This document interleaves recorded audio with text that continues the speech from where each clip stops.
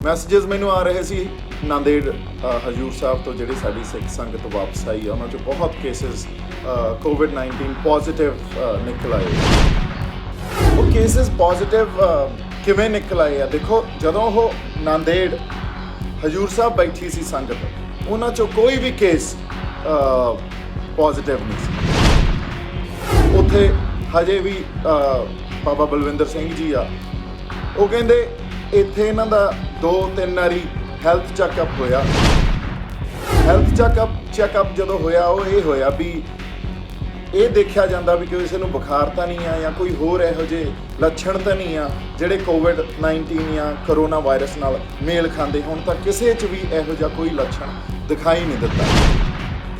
ਹੁਣ ਗੱਲ ਇਹ ਦੇਖਣ ਵਾਲੀ ਆ ਵੀ ਇਹਦਾ ਮਤਲਬ ਕੋਈ ਨਾ ਕੋਈ ਅਣਗਹਿਲੀ ਰਾਹ 'ਚ ਜਦੋਂ ਉਹਨਾਂ ਨੂੰ ਲੈ ਕੇ ਆਉਣ ਵੇਲੇ ਹੋਈ ਆ, ਉਸ ਅਣਗਹਿਲੀ ਤੇ ਕੋਈ ਧਿਆਨ ਨਹੀਂ ਦੇ ਰਿਹਾ।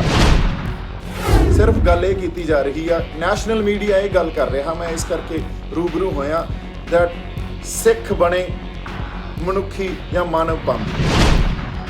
ਇਹ ਐਡਮਿਨਿਸਟ੍ਰੇਸ਼ਨ ਫੇਲੀਅਰ ਆ, ਇਹ ਪਾਲਿਸੀ ਮੇਕਿੰਗ ਫੇਲੀਅਰ ਆ। ਜਦੋਂ ਲੋਕਡਾਊਨ ਅਨਾਉਂਸ ਹੋਇਆ ਸੀ, ਉਸ ਵੇਲੇ ਗਵਰਨਮੈਂਟ ਨੇ lockdown without any policy, without any planning 4 ਘੰਟਿਆਂ 'ਚ ਲੋਕਡਾਊਨ ਅਨਾਉਂਸ ਕਰਤਾ। ਲੋਕ ਜਿੱਥੇ ਜਿੱਥੇ ਬੈਠੇ ਸੀ ਉੱਥੇ ਫਸ ਗਏ। ਸਤਿ ਸ਼੍ਰੀ ਅਕਾਲ ਜੀ, ਮੈਂ ਆਸ ਕਰਦਾ ਤੁਸੀਂ ਸਾਰੇ ਠੀਕ ਹੋਵੋਗੇ। ਐਂਡ ਮੈਂ ਇਸ ਕਰਕੇ ਲਾਈਵ ਹੋਇਆ, ਇਹ ਗੱਲ ਕਰਨੀ ਬੜੀ ਜ਼ਰੂਰੀ ਆ ਕਿਉਂਕਿ ਮੈਨੂੰ ਕਾਫੀ ਮੈਸੇजेस ਆ ਰਹੇ ਸੀ। ਮੈਸੇजेस ਮੈਨੂੰ ਆ ਰਹੇ ਸੀ ਨਾਂਦੇੜ ਹਜੂਰ ਸਾਹਿਬ ਤੋਂ ਜਿਹੜੀ ਸਾਡੀ ਸਿੱਖ ਸੰਗਤ ਵਾਪਸ ਆਈ ਆ, ਉਹਨਾਂ 'ਚੋਂ ਬਹੁਤ ਕੇਸਿਸ ਕੋਵਿਡ-19 ਪੋਜ਼ਿਟਿਵ ਨਿਕਲ ਆਏ ਆ। ਸੋ ਇਹ ਜਿਹੜੀ ਗੱਲ ਆ, ਇਹ ਬੜੀ ਗੱਲ ਹੈਰਾਨ ਕਰਨ ਵਾਲੀ ਗੱਲ ਹੋ ਗਈ ਆ।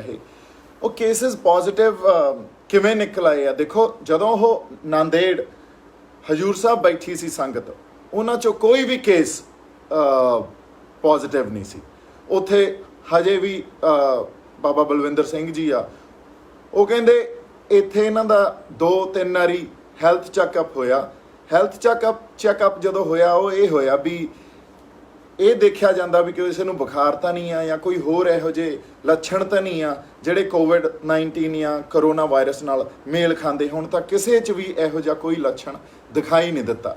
ਹੁਣ ਜਦੋਂ ਗੱਲ ਇਹ ਆ, ਉੱਥੇ ਸੰਗਤ ਠੀਕ ਠਾਕ ਸੀ, ਉੱਥੇ ਸੇਵਾਦਾਰ ਬੈਠੇ ਆ, ਉਹ ਵੀ ਠੀਕ ਠਾਕ ਆ, ਬਾਬਾ ਜੀ ਆਪ ਵੀ ਬੈਠੇ ਆ, ਉਹ ਵੀ ਠੀਕ ਠਾਕ ਆ। ਹਜੇ ਤੱਕ ਨਾਂਦੇੜ ਸਿਰਫ 2 ਹੀ ਕੇਸ ਕੋਵਿਡ ਪੋਜ਼ਿਟਿਵ ਜਿਹੜੇ ਕੋਵਿਡ-19 ਪੋਜ਼ਿਟਿਵ ਮਿਲੇ ਆ। ਇੱਕ ਕੋਈ ਮੁਸਲਮਾਨ ਪਰਿਵਾਰ ਦਾ ਤੇ ਇੱਕ ਕੋਈ ਹੋਰ ਬੰਦਾ ਜਿਹੜਾ ਉਹ ਵੀ ਉੱਥੇ ਪੋਜ਼ਿਟਿਵ ਆ। ਸੋ ਇਸ ਕਰਕੇ ਜਿਹੜੀ ਗੱਲ ਆ, ਉੱਥੇ ਸਿਰਫ 2 ਕੇਸ ਪੂਰੇ ਨਾਂਦੇੜ 'ਚ ਪੋਜ਼ਿਟਿਵ ਮਿਲੇਗਾ। ਹੁਣ ਗੱਲ ਇਹ ਦੇਖਣ ਵਾਲੀ ਆ ਵੀ ਇਹਦਾ ਮਤਲਬ ਕੋਈ ਨਾ ਕੋਈ ਅਣਗਹਿਲੀ ਰਾਹ 'ਚ ਜਦੋਂ ਉਹਨਾਂ ਨੂੰ ਲੈ ਕੇ ਆਉਣ ਵੇਲੇ ਹੋਈ ਆ, ਉਸ ਅਣਗਹਿਲੀ ਤੇ ਕੋਈ ਧਿਆਨ ਨਹੀਂ ਦੇ ਰਿਹਾ। ਸਿਰਫ ਗੱਲ ਇਹ ਕੀਤੀ ਜਾ ਰਹੀ ਆ, ਨੈਸ਼ਨਲ ਮੀਡੀਆ ਇਹ ਗੱਲ ਕਰ ਰਿਹਾ, ਮੈਂ ਇਸ ਕਰਕੇ ਰੂਬਰੂ ਹੋਇਆ ਦੈਟ ਸਿੱਖ ਬਣੇ ਮਨੁੱਖੀ ਜਾਂ ਮਾਨਵ ਬੰਦ। ਇਹ ਗੱਲ ਹੁਣ ਤੁਸੀਂ ਆਪ ਦੇਖੋ, ਜੇ ਨੈਸ਼ਨਲ ਚੈਨਲਸ ਤੇ ਜਾਂ ਕਿਸੇ ਮੀਡੀਆ ਪਲੇਟਫਾਰਮ ਦੇ ਜ਼ਰੀਏ ਆਪਾਂ ਇਹੋ ਜਿਹੀ ਗੱਲ ਸੁਣਦੇ ਹਾਂ ਜਾਂ ਲੋਕਾਂ ਨੂੰ ਇਹ ਗੱਲ ਕਰਦੇ ਹਾਂ। ਪਹਿਲਾਂ ਇਹੀ ਗੱਲ ਤਬਲੀਗੀ ਜਮਾਤ ਲਈ ਕੀਤੀ ਗਈ ਤੇ ਉੱਥੇ ਇੱਕ ਖਾਸ ਵਰਗ, ਖਾਸ ਧਰਮ ਨੂੰ ਟਾਰਗੇਟ ਕੀਤਾ ਗਿਆ। ਹੁਣ ਉਹੀ ਗੱਲ ਸਿੱਖਾਂ ਦੇ ਅਗੇਂਸਟ ਕੀਤੀ ਜਾ ਰਹੀ ਹੈ ਤੇ ਇੱਕ ਖਾਸ ਜਮਾਤ ਨੂੰ ਟਾਰਗੇਟ ਕੀਤਾ ਜਾ ਰਿਹਾ। I feel it's really unfortunate, I feel it's really sad, ਕਿਉਂਕਿ ਮੈਂ ਤੁਹਾਡਾ ਧਿਆਨ ਵਾਪਸ ਫੇਰ ਉਸੇ ਗੱਲ ਤੇ ਲੈ ਕੇ ਜਾਣਾ ਜਿਹੜੀ ਗੱਲ ਮੈਂ ਹਮੇਸ਼ਾ ਕਰਦਾ ਹੁੰਨਾ। ਇਹ ਐਡਮਿਨਿਸਟ੍ਰੇਸ਼ਨ ਫੇਲੀਅਰ ਆ, ਇਹ ਪਾਲਿਸੀ ਮੇਕਿੰਗ ਫੇਲੀਅਰ ਆ। ਜਦੋਂ ਲੋਕਡਾਊਨ ਅਨਾਉਂਸ ਹੋਇਆ ਸੀ, ਉਸ ਵੇਲੇ ਗਵਰਨਮੈਂਟ ਨੇ lockdown without any policy, without any planning 4 ਘੰਟਿਆਂ 'ਚ ਲੋਕਡਾਊਨ ਅਨਾਉਂਸ ਕਰਤਾ। ਲੋਕ ਜਿੱਥੇ ਜਿੱਥੇ ਬੈਠੇ ਸੀ ਉੱਥੇ ਫਸ ਗਏ। ਹੁਣ ਜੇ ਫਸ ਗਏ, ਅੱਜ ਕੋਈ ਬੰਦਾ 1.5 ਮਹੀਨੇ ਦਾ ਉੱਥੇ ਬੈਠਾ, ਕੋਈ ਮਹੀਨੇ ਦਾ ਉੱਥੇ ਬੈਠਾ, ਮੰਨ ਲਓ ਆਪਣੇ ਕੋਈ ਆਪਦਾ ਭਰਾ, ਤਾਇਆ, ਚਾਚਾ, ਪਿਓ ਉੱਥੇ ਬੈਠਾ ਹੁੰਦਾ, ਆਪਾਂ ਉਹਨੂੰ ਘਰੇ ਨਹੀਂ ਲੈ ਕੇ ਆਵਾਂਗੇ? ਚਾਹੇ ਰੱਬ ਨਾ ਕਰੇ ਉਹ ਕੋਵਿਡ-19 ਪੋਜ਼ਿਟਿਵ ਹੁੰਦਾ, ਆਪਾਂ ਤਾਂ ਵੀ ਲੈ ਕੇ ਆਵਾਂਗੇ, ਇਲਾਜ ਕਰਾਵਾਂਗੇ, ਆਪਦਾ ਜੋ ਹਿੰਮਤ ਹੋ ਸਕਦੀ ਆ ਉਹ ਕਰਾਂਗੇ। ਤੁਸੀਂ ਤਾਂ ਕਾਰਾਂ ਚੱਕ ਜਾਣ ਨੂੰ ਫਿਰੋ ਵੀ ਅਸੀਂ ਲੈ ਕੇ ਆਉਣੇ ਆ ਜੀ, ਮੇਰਾ ਪਿਓ ਉੱਥੇ ਫਸਿਆ ਜਾਂ ਮੇਰਾ ਭਰਾ ਉੱਥੇ ਫਸਿਆ, ਮੈਂ ਲੈ ਕੇ ਆਉਣਾ। ਸੋ ਆਪਦੇ ਬੰਦਿਆਂ ਨੂੰ ਘਰੇ ਤਾਂ ਲੈ ਕੇ ਆਉਣਾ ਬਣਦਾ ਹੀ ਹੈ, ਆਪਦੇ ਬੰਦਿਆਂ ਨੂੰ ਘਰੇ ਲਿਆਈਦਾ ਹੀ ਹੁੰਦਾ। ਦੇਸ਼ 'ਚ, ਆਪਣੇ ਦੇਸ਼ 'ਚ ਵੀ ਜਾਂ ਹੋਰ ਬਾਹਰਲੇ ਦੇਸ਼ਾਂ 'ਚ ਵੀ ਜਿੱਥੇ ਜਿੱਥੇ ਜਿਹੜੀ ਕੰਟਰੀ ਦੇ ਸਿਟੀਜ਼ਨਸ ਬੈਠੇ ਹੋਏ ਸੀ ਉਹਨਾਂ ਨੂੰ ਉੱਥੋਂ ਦੀਆਂ ਸਰਕਾਰਾਂ ਨੇ ਸਪੈਸ਼ਲ ਫਲਾਈਟਸ ਭੇਜ ਕੇ ਵਾਪਸ ਆਪਦੇ ਦੇਸ਼ ਬੁਲਾਇਆ। ਸੋ which is now what is important here, the important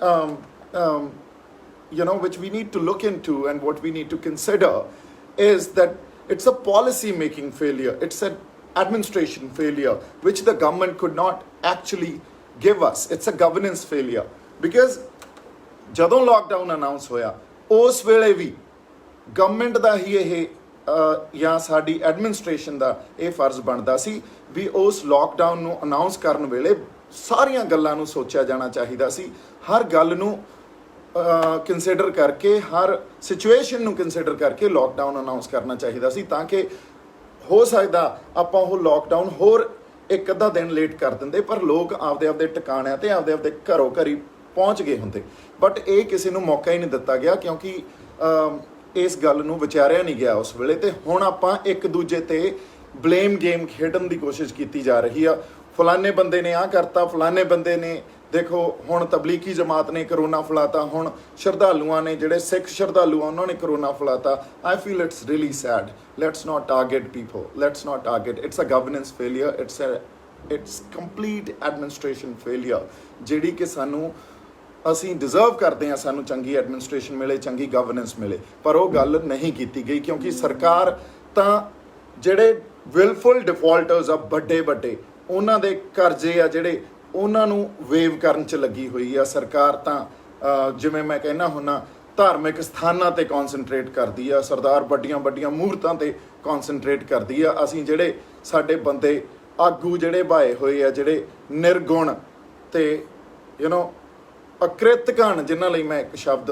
ਕਈ ਵਾਰੀ ਵਰਤੂੰਗਾ ਕਿਉਂਕਿ ਮੈਨੂੰ ਬੜੀ ਖਿਝ ਆਉਂਦੀ ਹੈ ਇਸ ਗੱਲ 'ਤੇ ਜਦੋਂ ਉਹ ਆਪਦੀ ਰਿਸਪੌਂਸਿਬਿਲਿਟੀ ਨਹੀਂ ਸਮਝਦੇ ਅਤੇ ਆਪਦੀ ਰਿਸਪੌਂਸਿਬਿਲਿਟੀ ਸਿਰਫ ਇੱਥੋਂ ਤੱਕ ਹੀ ਦੇਖਦੇ ਆ ਵੀ ਉਹਨਾਂ ਨੂੰ ਜਾਂ ਉਹਨਾਂ ਦੀ ਪਾਰਟੀ ਨੂੰ ਕਿਵੇਂ ਫਾਇਦਾ ਹੋ ਸਕਦਾ। ਨਹੀਂ, ਇਹ ਫਾਇਦਾ ਜਿਹੜਾ ਜਦੋਂ ਤੁਸੀਂ ਇੱਕ ਕੁਰਸੀ 'ਤੇ ਬਿਰਾਜਮਾਨ ਹੋ ਜਾਂਦੇ ਹੋ ਉਸ ਵੇਲੇ ਫਾਇਦੇ ਸਿਰਫ ਤੁਹਾਡੇ ਤੱਕ ਜਾਂ ਤੁਹਾਡੇ ਲੋਕਾਂ ਤੱਕ ਸੀਮਿਤ ਨਹੀਂ ਹੁੰਦੇ, ਉਦੋਂ ਹਰ ਵਰਗ ਦਾ, ਹਰ ਬੰਦੇ ਦਾ, ਹਰ ਇਨਸਾਨ ਦਾ ਭਲਾ ਸੋਚਣਾ ਪੈਂਦਾ। ਸੋ ਇਸੇ ਕਰਕੇ ਸਟੇਟਸਮੈਨ ਪੈਦਾ ਕਰਨੇ ਜ਼ਰੂਰੀ ਹੈ। ਇਸ ਕਰਕੇ ਪੋਲੀਟੀਕਲ ਲੀਡਰਸ ਤੋਂ ਉੱਤੇ ਉੱਠ ਕੇ ਸਟੇਟਸਮੈਨ ਬਣਨਾ ਚਾਹੀਦਾ। ਸੋ ਮੈਂ ਜਿਹੜੀ ਗੱਲ ਤੁਹਾਨੂੰ ਅੱਜ ਇਹ ਕਹਿਣਾ ਚਾਹਣਾ, ਸਰਦਾਰ ਨਿਰਮਲ ਸਿੰਘ ਖਾਲਸਾ ਜੀ ਇਸ ਦੁਨੀਆ ਤੋਂ ਵਿਦਾ ਹੋਏ ਜਾਂ ਉਸ ਵੇਲੇ ਉਹਨਾਂ ਦੇ ਪਿੰਡ ਦੇ ਬੰਦਿਆਂ ਨੇ ਉਹਨਾਂ ਨੂੰ ਸੰਸਕਾਰ ਕਰਨ ਲਈ ਅਲਾਉ ਨਹੀਂ ਕੀਤਾ। ਸਾਡੇ 'ਚ ਇੰਨੀ ਜ਼ਿਆਦਾ ਇਨਸੈਂਸਿਟਿਵਿਟੀ ਇਸ ਕੋਵਿਡ-19 ਜਾਂ ਇਸ ਬਿਮਾਰੀ ਕਰਕੇ ਆ ਗਈ ਵੀ ਅਸੀਂ ਐਡੇ ਜ਼ਿਆਦਾ ਬੇਰੁਖੇ ਅਤੇ ਇਨਸੈਂਸਿਟਿਵ ਹੋ ਗਏ। ਹੁਣ ਉਹੀ ਬੇਰੁਖੀ ਤੁਸੀਂ ਫੇਰ ਵਾਰ-ਵਾਰ, ਮੈਨੂੰ ਇੱਕ ਬੰਦੇ ਨੇ ਮੈਸੇਜ ਕੀਤਾ, ਕੋਈ ਬਾਂਸਲ ਆ ਬਠਿੰਡੇ ਤੋਂ, ਬਾਈ ਹੁਣ ਨਹੀਂ ਬੋਲਦਾ, ਦੇਖੋ ਹੁਣ ਤੁਸੀਂ ਇੰਨੇ ਹਜੂਰ ਸਾਹਿਬ ਵਾਲੇ ਬੰਦੇ ਸਾਰੇ ਕੋਵਿਡ-19 ਪੋਜ਼ੀਟਿਵ ਲਿਆਤੇ, ਇਹਨਾਂ ਨੇ ਸ਼ੁਰੂਆਤ ਸ਼ੁਰੂ ਕਰਤੀ, ਬਠਿੰਡੇ 'ਚ ਤਾਂ ਕੋਈ ਕੇਸ ਨਹੀਂ ਸੀ।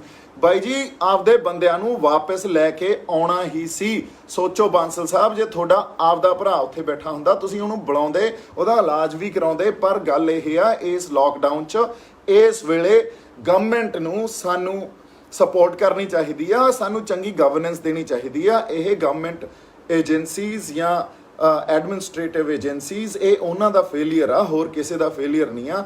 ਜਦੋਂ ਉਹ ਪਹਿਲੀ ਗੱਲ ਤਾਂ ਉੱਥੋਂ ਚੱਲੇ ਉਦੋਂ ਉਹਨਾਂ ਤੱਕ ਕੋਈ ਉਹਨਾਂ 'ਚ ਕੋਵਿਡ-19 ਪੋਜ਼ੀਟਿਵ ਨਹੀਂ ਸੀ, ਕੋਈ ਲੱਛਣ ਨਹੀਂ ਸੀ। ਰਾਹ 'ਚ ਕੋਈ ਗੜਬੜ ਹੋਈ ਆ, ਉਹਨਾਂ ਨੂੰ ਇੰਦੌਰ 2 ਦਿਨ ਰੋਕਿਆ ਗਿਆ। ਐਨੀਵੇਜ਼ ਗੜਬੜ ਕਿਸੇ ਨੇ ਜਾਣ ਕੇ ਨਹੀਂ ਕੀਤੀ, ਅਣਗਹਿਲੀ ਹੋਈ ਆ। ਜਦੋਂ ਅਣਗਹਿਲੀ ਹੋ ਗਈ ਤਾਂ ਇਸ ਟਾਈਮ ਜਦੋਂ ਉਹ ਆਏ, ਪਹਿਲਾਂ ਉਹਨਾਂ ਨੂੰ ਪੰਜਾਬ 'ਚ ਵੀ ਕੁਆਰੰਟਾਈਨ 'ਚ ਰੱਖਣਾ ਚਾਹੀਦਾ ਸੀ। ਇਹ ਕਾਮਨ ਸੈਂਸ ਸੀ ਜਿਹਨੂੰ ਆਪਾਂ ਕਹਿੰਦੇ ਆ, ਇਹ ਕਿਸੇ ਵੀ ਨੋਰਮਲ ਬੰਦਾ ਵੀ ਇਸ ਗੱਲ ਨੂੰ ਸਮਝ ਸਕਦਾ ਵੀ ਉਹਨਾਂ ਨੂੰ ਘਰੋਂ ਘਰੀ ਨਾ ਭੇਜੋ। ਪਹਿਲਾਂ ਉਹਨਾਂ ਨੂੰ ਘਰੋਂ ਘਰੀ ਭੇਜਿਆ ਗਿਆ, ਉਸ ਤੋਂ ਬਾਅਦ ਬੁਲਾ ਕੇ ਤੁਸੀਂ ਉਹਨਾਂ ਦਾ ਟੈਸਟ ਕਰਦੇ ਹੋ 2 ਦਿਨਾਂ ਬਾਅਦ। It makes no sense then you are not breaking the chain has already gone further। so ਜਦੋਂ ਉਹ ਆਉਂਦੇ ਉਹਨਾਂ ਦਾ ਕੋਵਿਡ-19 ਟੈਸਟ ਤੁਸੀਂ ਕਰੋ, ਉਸ ਤੋਂ ਬਾਅਦ ਤੁਸੀਂ ਇਹ ਦੇਖੋ ਵੀ ਉਹ ਸਹੀ ਸਲਾਮਤ ਆ, ਤੰਦਰੁਸਤ ਆ ਤਾਂ ਘਰੋਂ ਘਰੀ ਭੇਜ ਦਿਓ, ਜੇ ਨਹੀਂ ਆ ਤਾਂ ਉਹਨਾਂ ਨੂੰ ਕੁਆਰੰਟਾਈਨ 'ਚ ਰੱਖੋ। ਸੋ ਉਹਨਾਂ ਨੂੰ ਕੁਆਰੰਟਾਈਨ 'ਚ ਰੱਖਣਾ ਜਾਂ ਕੰਪਲਸਰੀ ਕੁਆਰੰਟਾਈਨ 'ਚ ਰੱਖੋ। 14 ਦਿਨਾਂ ਬਾਅਦ ਐਟਲੀਸਟ ਆਪਦੇ ਟਿਕਾਣਿਆਂ 'ਤੇ ਉਹ ਜਾ ਸਕਦੇ ਆ। ਬਿਕਾਜ਼ ਆਪਾਂ ਨੂੰ ਹਜੇ ਤੱਕ ਵੀ ਸ਼ੋਰ ਨਹੀਂ ਆ ਆਪਾਂ ਕਿੰਨੀ ਦੇਰ ਅੱਗੇ ਇਸ ਲੋਕਡਾਊਨ 'ਚ ਰਹਿਣਾ। ਸੋ ਮੈਂ ਇਹੀ ਗੱਲ ਕਹੂੰਗਾ, ਇਨਸਾਨੀਅਤ ਨੂੰ ਸਮਝੋ। ਗੱਲਾਂ ਇਹਨਾਂ ਧਰਮਾਂ ਤੋਂ, ਇਹਨਾਂ ਜਿਹੜੀਆਂ ਰਾਜਨੀਤਿਕ ਚੀਜ਼ਾਂ ਤੋਂ ਜਾਂ ਸਟੇਟਮੈਂਟਸ ਤੋਂ ਉੱਤੇ ਉੱਠ ਕੇ ਸੋਚੋ। ਜਿਹੜਾ ਮੀਡੀਆ ਸਾਡਾ ਪੰਜਾਬ ਦਾ ਮੀਡੀਆ ਜਾਂ national media, I really request ਤੁਸੀਂ ਆਪਦੀ ਰਿਸਪੌਂਸਿਬਿਲਿਟੀ ਨੂੰ ਸਮਝੋ। ਤੁਸੀਂ ਇਹ ਗੱਲ ਨਾ ਕਹੋ ਸਿੱਖ ਸ਼ਰਧਾਲੂਆਂ ਨੇ ਕਰੋਨਾ ਫੈਲਾਇਆ, ਕਿੱਡੀ ਮਾੜੀ ਗੱਲ ਆ ਇਹ।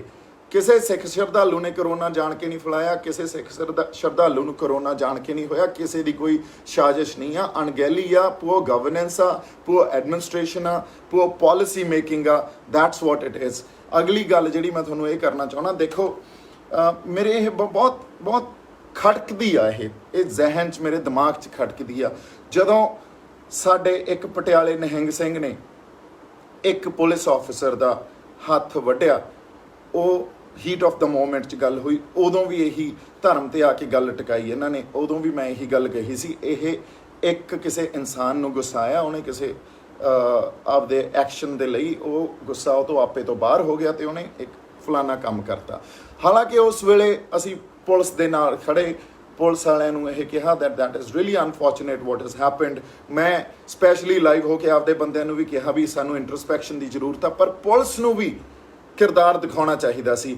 ਉਹਨਾਂ ਬੰਦਿਆਂ ਨੂੰ ਤੁਸੀਂ ਰਿਮਾਂਡ ਲੈ ਕੇ ਕੁੱਟ ਕੇ ਉਹਨਾਂ ਨੂੰ ਨੰਗੇ ਸਿਰੀ ਬੁਰਾ ਹਾਲ ਕਰਕੇ ਉਹਨਾਂ ਨੂੰ ਕੋਰਟ 'ਚ ਪੇਸ਼ ਕਰਦੇ ਹੋ। ਤੁਹਾਡਾ ਜਿਹੜਾ ਕੈਰੈਕਟਰ ਤੇ ਸਵਾਲ ਵੀ ਉੱਠਦੇ ਆ। ਸੋ ਸਾਨੂੰ ਜਿਹੜੇ ਕੈਮਰਿਆਂ ਦੇ ਸਾਹਮਣੇ ਗੱਲਾਂ ਆ ਜਾਂਦੀਆਂ ਉਹ ਤਾਂ ਦਿਖਦੀਆਂ, ਜਦੋਂ ਕੈਮਰਿਆਂ ਦੇ ਪਿੱਛੇ ਥਾਣਿਆਂ 'ਚ ਜਿਹੜੀਆਂ ਗੱਲਾਂ ਹੁੰਦੀਆਂ ਉਹਨਾਂ ਤੇ ਕੋਈ ਸਵਾਲ ਨਹੀਂ ਕਰਦਾ। ਸੋ ਗੜਬੜ ਹਰ ਕਿਤੇ ਹੀ ਪਈ ਆ, ਗੜਬੜ ਸਮਾਜ 'ਚ ਵੀ ਆ, ਗੜਬੜ ਮੇਰੇ ਖਿਆਲ 'ਚ ਸਾਡੇ ਐਡਮਿਨਿਸਟ੍ਰੇਸ਼ਨ ਯੂਨਿਟਸ 'ਚ ਵੀ ਆ। ਤਾਂ ਇਸੇ ਗੜਬੜ ਨੂੰ ਤਾਂ ਸੰਭਾਲਣਾ, ਇਸੇ ਕਰਕੇ ਐਜੂਕੇਸ਼ਨ ਜ਼ਰੂਰੀ ਆ, ਇਸੇ ਕਰਕੇ ਝੋਟੇ ਕੁੱਟ ਪੈਦਾ ਕਰਨੇ ਬੰਦ ਕਰੋ ਐਂਡ ਚੀਜ਼ਾਂ ਨੂੰ ਇੱਕ ਬਾਕਸ ਤੋਂ ਬਾਹਰ, ਮੇਰੇ ਖਿਆਲ 'ਚ always think outside the box, consider the other side both the aspects, consider both the aspects always and try to understand it critically। so critically ਜੇ ਆਪਾਂ ਚੀਜ਼ਾਂ ਨੂੰ ਦੇਖੀ ਜਾਂ critically ਆਪਾਂ ਉਹਨਾਂ ਨੂੰ ਅੰਡਰਸਟੈਂਡ ਕਰਨ ਦੀ ਕੋਸ਼ਿਸ਼ ਕਰੀਏ ਤਾਂ ਇਹੀ ਗੱਲ ਆ ਵੀ ਕੋਈ ਧਰਮ ਕਿਸੇ ਦੇ ਲਈ ਮਾੜਾ ਨਹੀਂ ਆ, ਕੋਈ ਵੈਰ ਨਹੀਂ ਸਿਖਾਉਂਦਾ। ਤੁਸੀਂ ਧਰਮਾਂ ਨਾਲ ਜੋੜ ਕੇ ਨਿਊਜ਼ ਦੇਣੀਆਂ ਬੰਦ ਕਰੋ, ਲੋਕਾਂ ਨੂੰ ਧਰਮਾਂ ਦੇ ਵਿੱਚ ਵੰਡਣਾ ਬੰਦ ਕਰੋ। ਮੀਡੀਆ ਵਾਲਿਓ, ਤੁਹਾਨੂੰ ਵੀ ਮੇਰੀ ਹੱਥ ਜੋੜ ਕੇ ਬੇਨਤੀ ਆ, ਲੋਕਾਂ ਨੂੰ ਵੀ ਹੱਥ ਜੋੜ ਕੇ ਬੇਨਤੀ ਆ, ਸਿਰਫ ਗੱਲ ਹੋਣੀ ਚਾਹੀਦੀ ਆ, ਇਨਸਾਨੀਅਤ ਦੀ ਤੌਰ ਤੇ ਗੱਲ ਹੋਣੀ ਚਾਹੀਦੀ ਆ। ਜੇ ਕੋਈ ਕਰੋਨਾ ਪੋਜ਼ਿਟਿਵ ਆ ਗਿਆ ਜਾਂ ਕੋਈ ਕੋਵਿਡ-19 ਪੋਜ਼ਿਟਿਵ ਆ ਗਿਆ ਤਾਂ ਉਹਨੂੰ ਇਨਸਾਨ ਦੀ ਤਰ੍ਹਾਂ ਹੀ ਦੇਖੋ, ਉਹਨੂੰ ਉਵੇਂ ਹੀ ਦੇਖੋ। ਹੋ ਸਕਦਾ ਤੁਹਾਡਾ ਕੋਈ ਫੈਮਿਲੀ ਮੈਂਬਰ ਹੋਵੇ, ਜਾਂ ਇਹ ਦੇਖੋ ਉਹਨਾਂ ਦੇ ਫੈਮਿਲੀ ਤੇ ਕੀ ਬੀਤਦੀ ਹੋਊਗੀ ਜਦੋਂ ਜਿਨ੍ਹਾਂ ਦੇ ਬੰਦੇ ਬਿਮਾਰ ਹੋਣਗੇ। ਜੇ ਤੁਹਾਡਾ ਰੱਬ ਨਾ ਕਰੇ ਕੋਈ ਬਿਮਾਰ ਹੋ ਜਾਏ, ਤੁਸੀਂ ਇਹ ਗੱਲ ਮਨਜ਼ੂਰ ਕਰੋਗੇ ਵੀ ਜੋ ਜਿਸ ਤਰ੍ਹਾਂ ਦੀ ਨੈਗੇਟਿਵਿਟੀ ਫੈਲਾਈ ਜਾ ਰਹੀ ਆ। ਸੋ ਮੈਨੂੰ ਬੜੀ ਖੇਜ ਆਉਂਦੀ ਹੈ ਇਸ ਗੱਲ ਤੇ ਜਦੋਂ ਧਰਮ ਦੇ ਨਾਲ ਜੋੜ ਕੇ ਗੱਲਾਂ ਕੀਤੀਆਂ ਜਾਂਦੀਆਂ। ਇਹ ਕੋਈ ਗੱਲ ਨਹੀਂ ਹੁੰਦੀ, ਧਰਮ ਇਹ ਚੀਜ਼ਾਂ ਨਹੀਂ ਸਿਖਾਉਂਦੇ। ਸਿੱਖ ਲਓ, ਚੰਗੇ ਰਹੋਗੇ। ਬਾਕੀ ਰੱਬ ਰਾਖਾ। ਸਤਿ ਸ਼੍ਰੀ ਅਕਾਲ ਜੀ। ਸਾਡਾ ਹਰ ਇੱਕ ਪ੍ਰੋਗਰਾਮ ਵੇਖਣ ਤੇ ਸਾਡੇ ਨਾਲ ਜੁੜਨ ਲਈ ਸਬਸਕ੍ਰਾਈਬ ਕਰੋ ਚੈਨਲ ਪੰਜਾਬੀ ਤੇ ਨੋਟੀਫਿਕੇਸ਼ਨ ਲਈ ਬੈਲ ਆਈਕਨ ਵਾਲੇ ਬਟਨ ਤੇ ਕਲਿੱਕ ਕਰੋ।